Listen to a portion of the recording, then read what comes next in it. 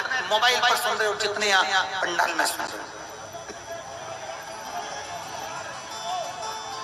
आपको लग रहा है मेरा ये काम नहीं हो रहा, मेरे पास में इतना नहीं है, मेरा बहुत व्यापार कर रहे हैं पर आ ही नहीं रहा, धन कहीं से नहीं आ रहा, बहुत टेंशन में जीवन चल रहा है। तब 7 बेलपत्र लेना है। कितनी बेलपत्र लेना है? 7 बेलपत्र में से सबसे पहली बेलपत्र, घर से जब चलो तो घर के पास में जो घर के अंदर रसोई घर में मटका होता है, क्या बोलते हैं यहाँ पर, अंडा, मटका, गगरा, घड़ा, जिसमें तुम पानी भरते हो, टंकी, बाल्टी, जो भी होता है रसोई घर में जो पानी भरते हो पीने के, हंडे में, बॉटल, उसमें टंकी में, जिसमें भी तुम भर के रखते हो, एक बेलपत्र उस हंडे के पास में, मटके के पास में वहां रखना है। घर से उसी मटके में से पानी लेना है, उसी हंडे में से एक लोटा जल लेना है, उसको लेकर जाना है। एक बेलपत्र वहां रख दी, बची कितनी? 6 बेलपत्र में से चलते चलते एक बेलपत्र पानी लेकर जब जाओ तब एक बेलपत्र के वृक्ष के नीचे बेलपत्र चढ़ा के उस पर जल चढ़ाना। 6ठी बेलपत्र, जल को पूरा मत चढ़ाना, जल लेकर चढ़ाना। 5वें नंबर की बेलपत्र नंदीश्वर के पास में, जिस नंदी का पांव ऊपर की ओर हो, एक पांव नीचे दबा रहता है, पांव ऊपर वाले पांव के पास में एक बेलपत्र रखना है। 5वें नंबर की बेलपत्र वहां रखना। 4थे नंबर की बेलपत्र अशोक सुंदरी वाली जगह, हमने कई बार आपको अशोक सुंदरी का स्थान बताया। ये जलाधारी, यहाँ जो बीच में से जल बहता है, बीच में एक मोटी लाइन होती है, अशोक सुंदरी। 4थे नंबर की यहाँ रख दीजिए, थोड़ा सा जल समर्पित कर दीजिए। 3रे नंबर की बेलपत्र, यहाँ बैठकर जल चढ़ा रहे हो तो यहाँ रखो, यहाँ बैठकर जल चढ़ा रहे हो तो यहाँ रखो, यहाँ बैठकर चढ़ा रहे हो तो यहाँ रखो, मतलब पार्वती जी का जो हस्तकमल है उस पर रखना है और उस पर जल चढ़ाना। 3रे नंबर की। 2रे नंबर की बेलपत्र शंकर भगवान का जो शिवलिंग है उसके ऊपर बेलपत्र को रखना है। बेलपत्र की जो डंडी है, आप बैठे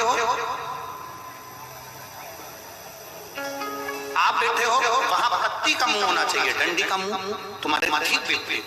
बेलपत्र यहाँ रखें। 2रे नंबर जल चढ़ाएं। एक बेलपत्र जो 7वें नंबर की है, उस बेलपत्र को जो जलाधारी है, जल चढ़ाने वाली, उस जलाधारी का स्पर्श कराएं और उस बेलपत्र को वापस लेकर उसमें से थोड़ा सा जल उस जलाधारी में डाल दें। उस बेलपत्र को जो 7वें नंबर की बेलपत्र है, उसका स्पर्श केवल जलाधारी को कर बाबा से विनती कर उस बेलपत्र को किसी भी दिन आप अपने घर में लाकर रख लो और कुबेरेश्वर धाम आना चाहते हो, बाबा से विनती कर आना, बाबा ऐसा धन देना कि मैं वहां जाकर लोगों को पानी पिला सकूं, बिस्कुट खिला सकूं, ऐसी कृपा करना। 7 मार्च को कथा प्रारंभ होगी कुबेरेश्वर धाम की। 5 मार्च के पहले मेरा बाबा तुम्हारी झोली जरूर भरेगा और तुम्हें कुबेरेश्वर धाम जरूर बुलाएगा, पक्का।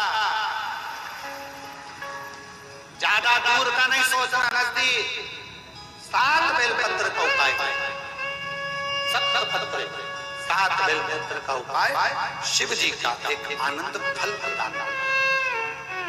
पहली परिंदे के पास, 2री बेलपत्र के वृक्ष के नीचे, 3री नंदी के यहाँ, 4थी अशोक सुंदरी के यहाँ, 5वीं पार्वती जी के यहाँ, 6ठी भगवान शंकर के ऊपर, 7वीं जलाधारी का स्पर्श कराकर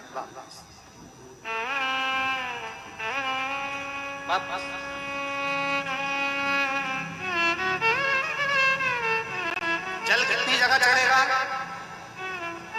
जल कितनी जगह चढ़ेगा? केवल 5 जगह पर। एक बेलपत्री के पेड़ के नीचे, 2रा अशोक सुंदरी की जगह, 3रा पार्वती जी की जगह, 4था शिवलिंग के ऊपर और 5वां जो जलाधारी है ऊपर, उस 5 जगह पर एक ही लोटे में से थोड़ा थोड़ा जल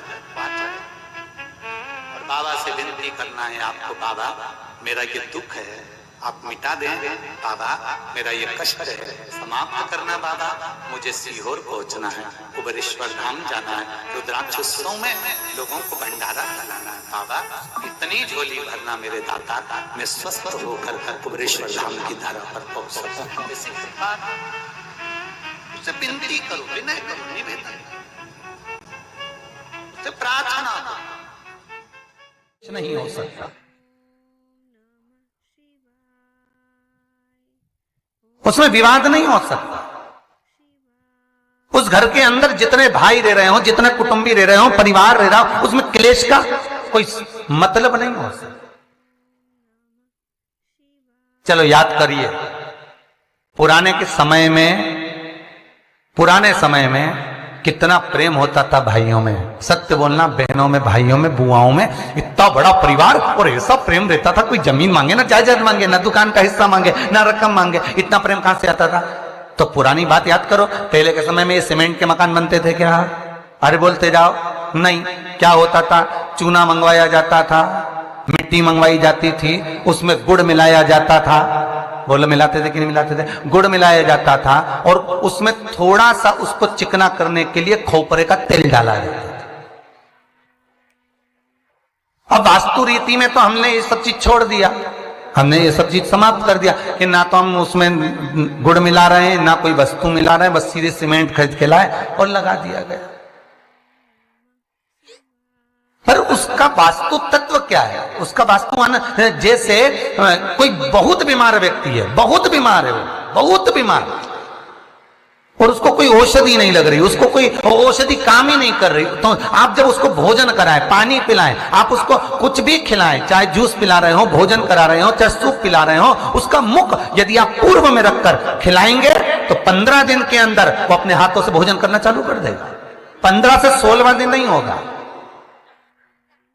पर यदि आप उसको उत्तर का मुख रखकर, आप उसको पश्चिम का मुख रखकर बीमार व्यक्ति को अगर भोजन कराएंगे, दक्षिण का मुख रखकर भोजन कराएंगे, तो उसको औषधि लगने में बहुत समय लगता है महाराज। औषधि इसको 15 दिन बहुत हो गए, बहुत। जैसे दक्षिण की ओर मुख कर कर भोजन करने वाले व्यक्ति का उदर, पेट, वो कहते हैं ना रोग हो जाते, पेट के रोग बहुत सारे हैं महाराज, बहुत रोग है महाराज। पेट से जुड़ा हुआ कब्ज का भी रेबे, गैस का भी रेबे, और ना जाने कितने कितनी बीमारियां उसके अंतर्गत हो जाती हैं। तो ये सारे रोग कैसे होते हैं? दक्षिण में बैठकर अगर आप मुख कर भोजन कर रहे हो तो पेट से जुड़ा हुआ रोग कभी जिंदगी में समाप्त नहीं हो सकता। 50 गोली खा लो, 50 ऑपरेशन करा लो, 50 तरह के डॉक्टर को दिखा। मतलब यह पक्का है कि आप दक्षिण की ओर बैठकर, दक्षिण की ओर मुख कर कर आप भोजन ग्रहण कर रहे हो तो आपको वो दुख तो ग्रहण करना ही पड़ेगा, वो दुख तो आपको झेलना ही पड़ेगा।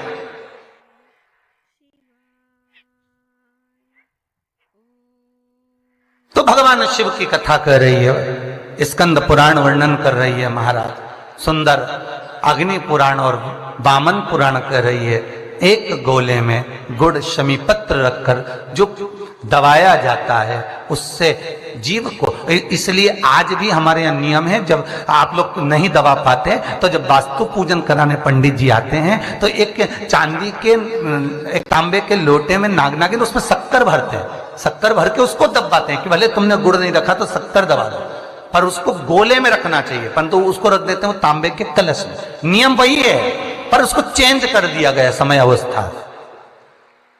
समय अवस्था में कर दिया कि उसमें तांबे का कलश रखो, चांदी का नाग-नागिन रखो, शक्कर भरो, फिर दबा। और नियम वो है कि नारियल का गोटा हो, गुड़ भरा हो, उसमें भले तुम नाग-नागिन रखो चाहे कुछ भी रखो, पर समी पत्र अगर रख दिया तो नाग-नागिन की भी जरूरत नहीं है। समी पत्र रख दिया तो वास्तु की मूर्ति रखने की भी जरूरत नहीं है। समी पत्र में 33 कोटि देवता एक एक पत्ती के रूप में उस समी पत्र के भीतर विराजमान रहते हैं, जिसको हम विराजमान कर रहे होते हैं। सुख, समृद्धि, वैभव, आनंद देते। बेलपत्री के पेड़ के नीचे हल्दी का शिवलिंग का निर्माण करो, हल्दी पिसी हुई हल्दी का शिवलिंग का निर्माण करो, उसका पूजन कर कर घी का दिया लगाकर भगवान शंकर की वही हल्दी का शिवलिंग का तिलक अपने हृदय पर,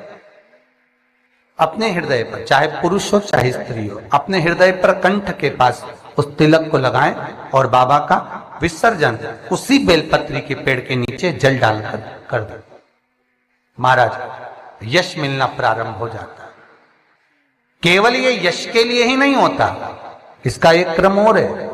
मान लो आप किसी मीटिंग में बैठे हो, किसी अच्छी जगह पर बैठे हो, किसी कंपनी के इंटरव्यू में बैठे हुए हो, कोई कंपनी आपके कॉलेज में आई है और आप उसमें सिलेक्ट नहीं हो रहे, तो उसके लिए भी ये कार्य पूर्ण है हमारा, उसके लिए। और ये कहां पर भी काम आता है महाराज। मान लो आप किसी कार्य के लिए जा रहे हो और वो कार्य बहुत जरूरी है कि इस व्यक्ति से मुझे ये पैसे निकलवाना है, इस व्यक्ति से मुझे ये काम निकलवाना है, और वो व्यक्ति बहुत दिन से हाथ में आ ही नहीं रहा, तो उसके लिए भी ये कार्य किया जाता है। अर्थात कीर्ति शुद्ध हो, पवित्र हो और यश की प्राप्ति। हल्दी कश स्त्री कहे कि हम शंकर की आराधना कर सकते हैं, हाँ। स्त्री कहे हम शिव को स्पर्श कर सकते हैं, हाँ, क्यों नहीं। क्या हम हनुमान चालीसा पढ़ सकते, क्यों नहीं। अगर सुंदरकांड पढ़ सकते, क्यों नहीं। हनुमान और शिव एक ही है, हनुमान और शिव एक ही स्वरूप है, और उस स्वरूप का स्पर्श होना कोई गलत नहीं। कई लोग कहते हैं हनुमान जी के मंदिर में दिया लगाएं कि ना लगाएं, क्यों नहीं। भगवान कोई जरूरी नहीं है कि पशुपतिनाथ का व्रत करें तो पूरे मोहल्ले की माताएं कर रही हो तब आप करें, जरूरी नहीं है। आपका जब मन कर जाए। एक प्रश्न किसी ने लिखा, उन्होंने कहा कि पशुपति व्रत कौन से महीने में करना चाहिए। तो जिन्होंने लिखा कि पशुपति व्रत कौन से महीने में करना चाहिए, तो हम उनसे पूछेंगे कि मरना कौन से महीने में चाहिए।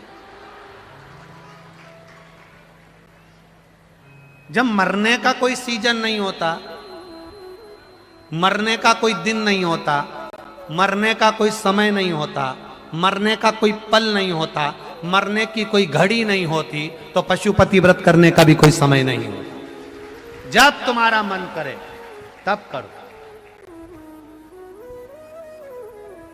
कितने व्रत? 5। कितने दिए? 6। प्रसाद के 3 हिस्से, 2 हिस्से मंदिर में, 1 हिस्सा